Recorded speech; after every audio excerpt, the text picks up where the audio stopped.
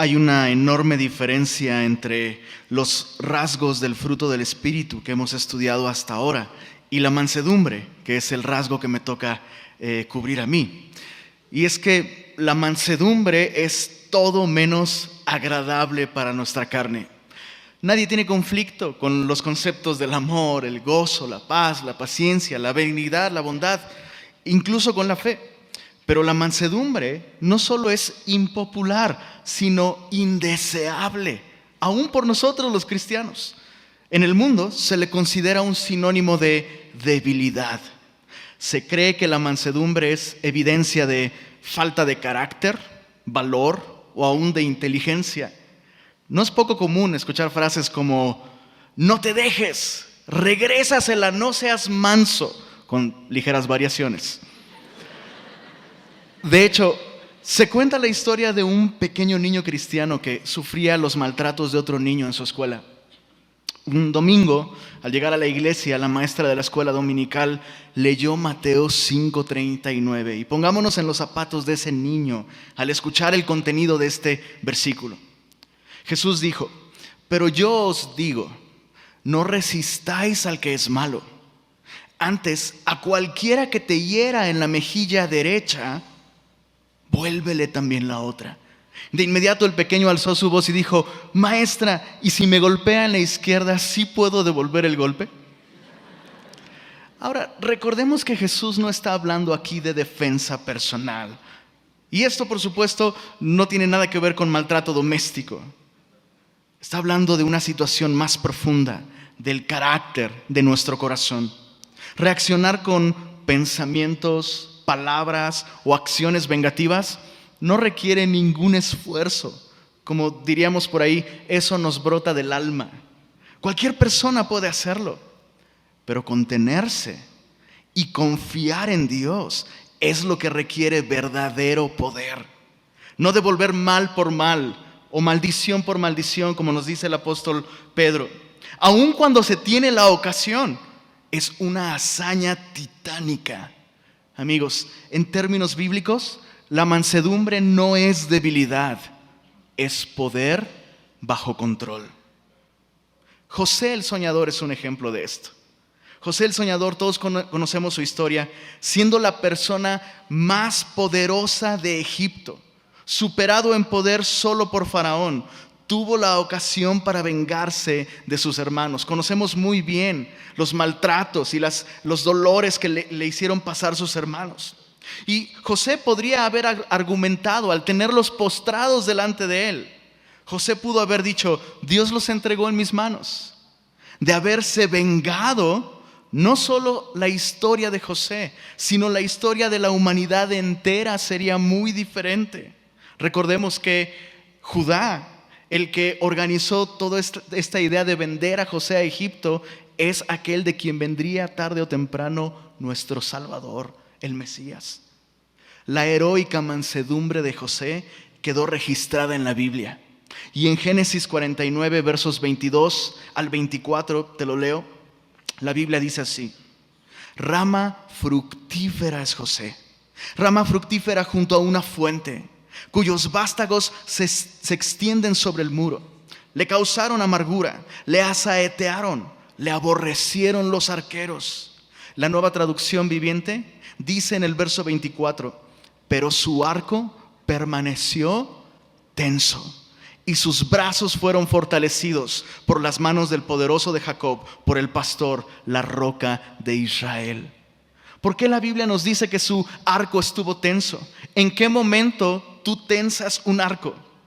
Cuando estás listo para lanzar una flecha.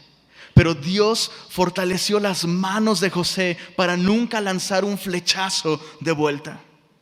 Ahora, el ejemplo de José es maravilloso, pero es eclipsado por el ejemplo máximo de mansedumbre en la Biblia y en la historia de la humanidad. Estoy hablando de nuestro Señor y Salvador, Cristo Jesús, quien dijo: llevad mi yugo sobre vosotros y aprended de mí, ustedes se lo saben, que soy manso y humilde de corazón, y hallaréis descanso para vuestras almas. Por supuesto, La cruz es el clímax de la mansedumbre de Jesús, yendo a ella como cordero, siendo llevado a ella sin abrir su boca. Pero el camino a la cruz comenzó mucho antes. Y es lo mismo para con nosotros. Nosotros no podemos escoger ser mansos en el momento de la injusticia o el sufrimiento. Debemos de tomar esa decisión mucho antes. Y Jesús dejó para nosotros este ejemplo. En Juan capítulo 13, la Biblia registra la última cena que tuvo con sus discípulos. Ustedes conocen perfectamente la historia.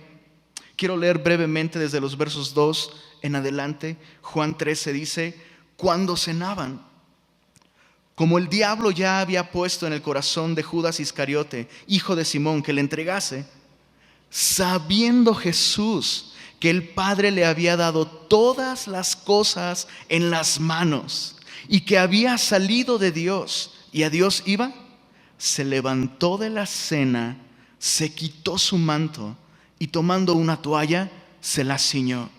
Luego puso agua en un lebrillo y comenzó a lavar los pies de los discípulos y a enjugarlos con la toalla con que estaba ceñido.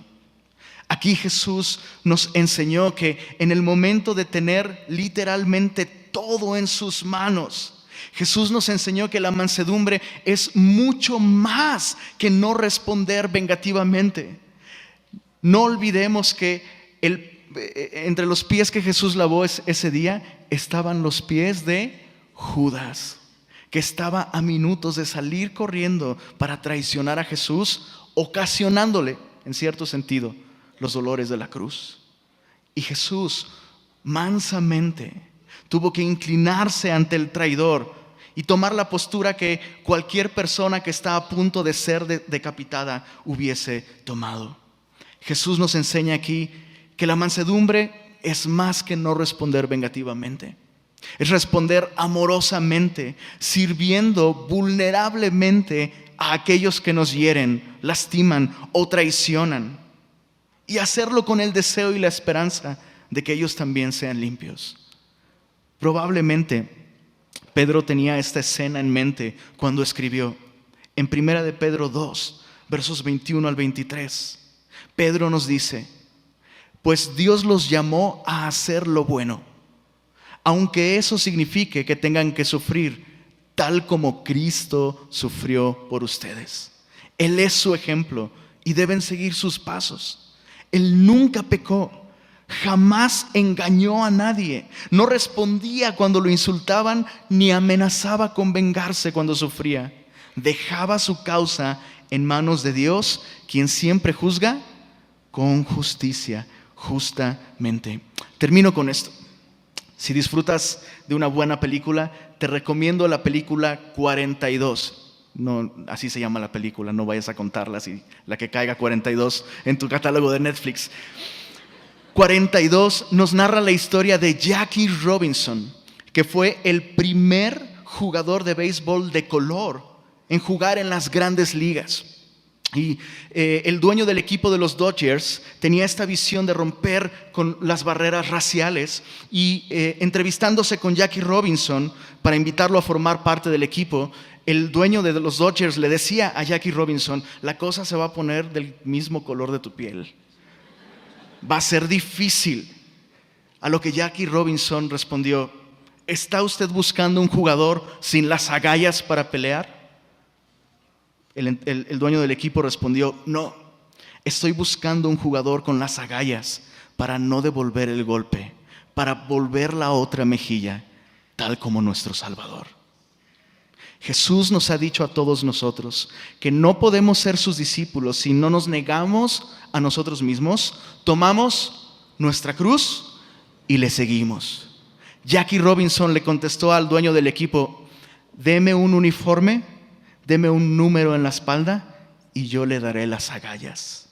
Nosotros no podríamos decirle lo mismo a Jesús, pero podríamos decirle: Señor, dame una corona de espinas, pon una cruz en mi espalda y dame el poder de tu Espíritu para ser manso como tú.